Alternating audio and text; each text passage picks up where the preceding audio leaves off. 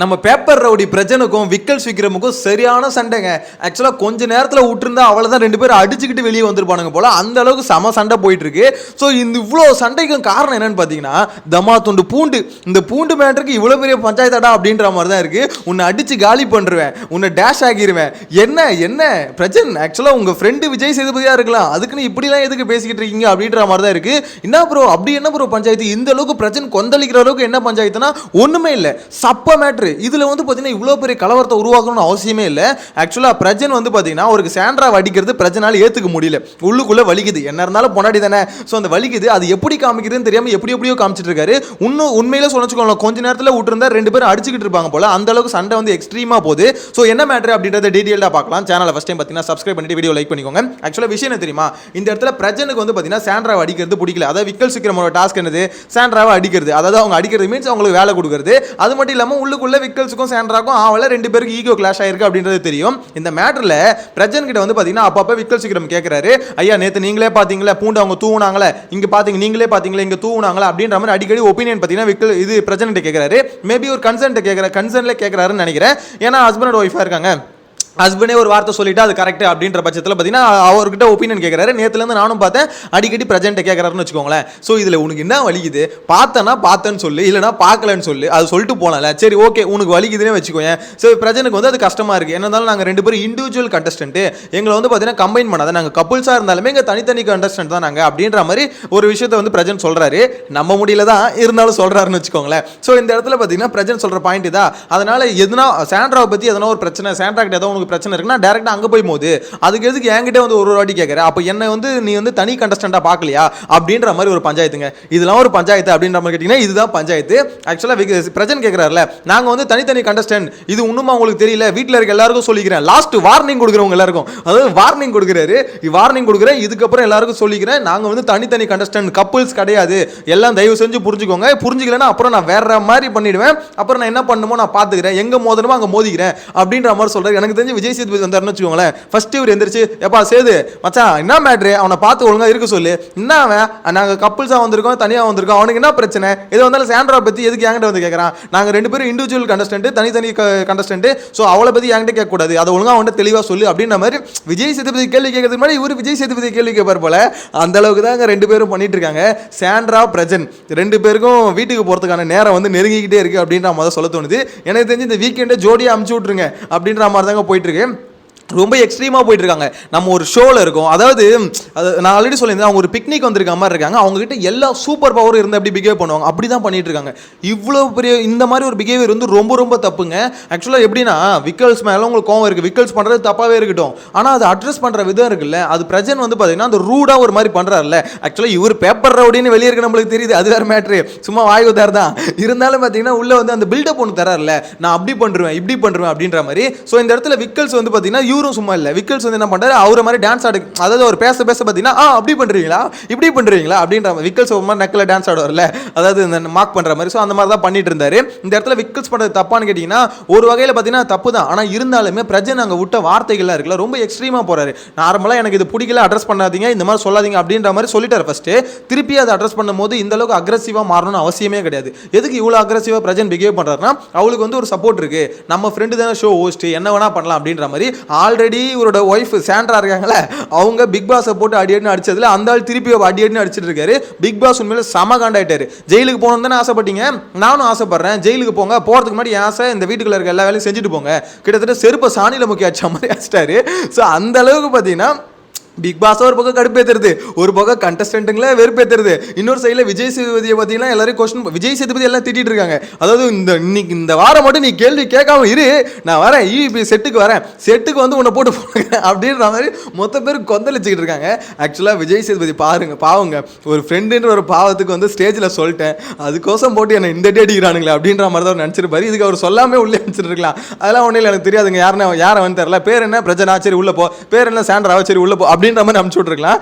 அவர் ஒரு எப்படி சொல்றது ஒரு தாட்டில் வந்து சொல்லி அமுச்சு விட்டாரு. இப்போ அதுதான் அவருக்கு பெரிய ஆப்பு அப்படின்ற மாதிரி தான் சொல்ல தோணுது. எனக்கு ஒரு பக்கம் விஜய் சேதுபதி நினச்சா பாவமாக இருக்கு. இந்த வீக்கெண்ட் அவர் எப்படி ஹேண்டில் பண்ண போறாரு, எப்படி கேள்விகளை கேட்க போறாரு.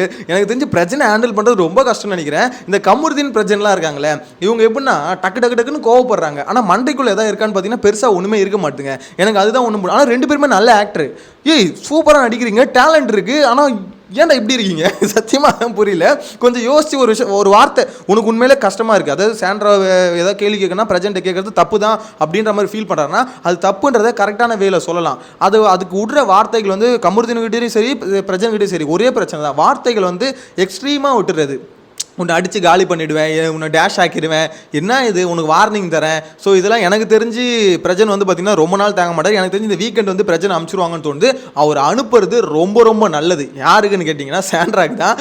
ஏன்னா அட்லீஸ்ட் சாண்ட்ரா, அதாவது சாண்ட்ரா வந்து ரொம்ப நாள் இருக்க போகிறாங்கன்னு நான் சொல்ல வரல. இப்போ அட்லீஸ்ட் பார்த்தீங்கன்னா இப்போதைக்கு 2 பேருக்கும் இருக்குது. இதில் வந்து பார்த்தீங்கன்னா சாண்ட்ராக்கு வந்து பிரஜன் ஒரு ஆள் இருக்கிறது சப்போர்ட்டில் தான் இவ்வளோ ஆடுறாங்க. விஜய் சேதுபதி இப்போ இவர் போயிட்டாருன்னு வச்சுக்கோங்களேன், விஜய் சேதுபதி சப்போர்ட் இருக்காது. என்ன இருந்தாலும் ஃப்ரெண்டோட ஒய்ஃப் தானே, ஃப்ரெண்டே போயிட்டான் அப்புறம் என்ன ஒய்ஃப் அப்படின்ற மாதிரி அவர் ஏறி அடிக்க ஆரம்பிச்சிருவாரு.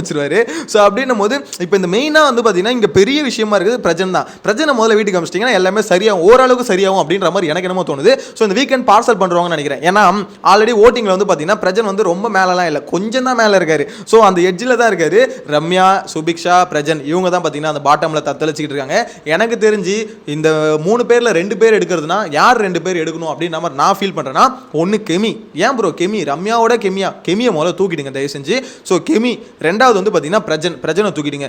ரம்யாவும் சுபிக்ஷாவும் அடுத்த வாரத்தில் கூட தூக்கிக்கோங்க.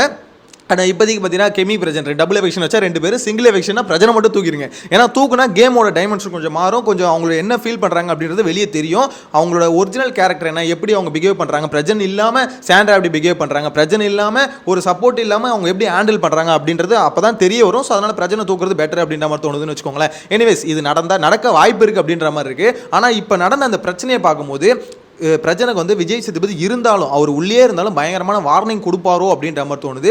ஏன்னா டேரெக்டாக த்ரெட்டனிங் பண்ணுறாருங்க, அவர் பயமுறுத்துறாரு. அதாவது அவ்வளோதாண்டா உன்னை காலி பண்ணிவிடுவேன், அது பண்ணிவிடுவேன், இது பண்ணிவிடுவேன்னு சொல்கிறதுலாம் ஆக்சுவலாக விக்கல் சீக்கிரம் ஈகோலே பண்ணட்டுமே, ஈகோல தான் பண்ணுறாரு, ஈகோலே பண்ணட்டும். அவர் மேலே தப்பு இருக்குது, அதனால் நீங்கள் மென்ஷன் பண்ணுறீங்க, திருப்பி திட்டுறீங்க, எல்லாம் ஓகே.